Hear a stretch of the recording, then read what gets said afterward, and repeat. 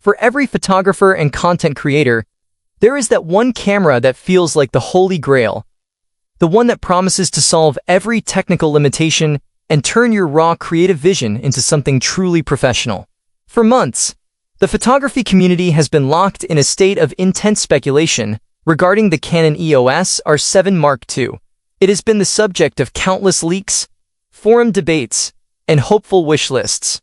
But today, we need to have a serious, candid conversation about where this camera actually stands, why the hype train has hit a major detour, and what this means for your creative journey in 2026. If you have been scouring the internet for a release date, you have likely seen the conflicting reports, the whispers of FCC filings, the supposed leaks from internal sources, and the speculation about a 40-megapixel stacked BSI sensor that would theoretically turn the APS-C market upside down. It is easy to get caught up in the excitement.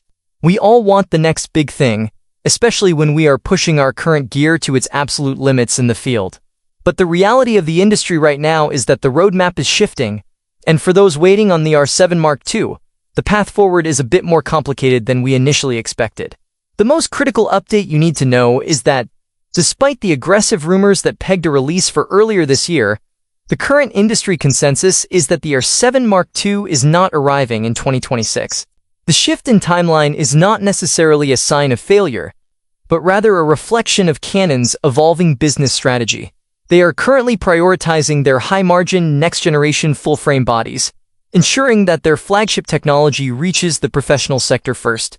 For the APS-C enthusiast, this feels like a long wait, but it is a standard move in the high-stakes world of consumer electronics where production capacity and market positioning dictate every release. Does this mean the dream of an R7 Mark II is dead? Absolutely not. All signs point to a significant development cycle, with experts now looking toward the first quarter of 2027 as the likely window for an official announcement, potentially coinciding with major industry events like CP+.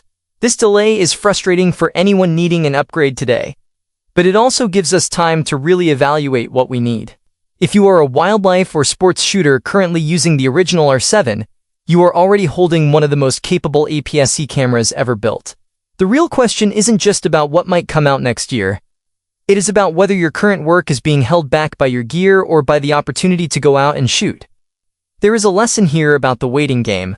We often fall into the trap of thinking that the next camera will finally be the piece of the puzzle that makes us successful.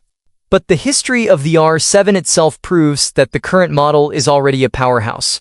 With its 32.5 megapixel sensor, blistering burst rates, and professional-grade autofocus, it remains a dominant tool for creators who know how to master it.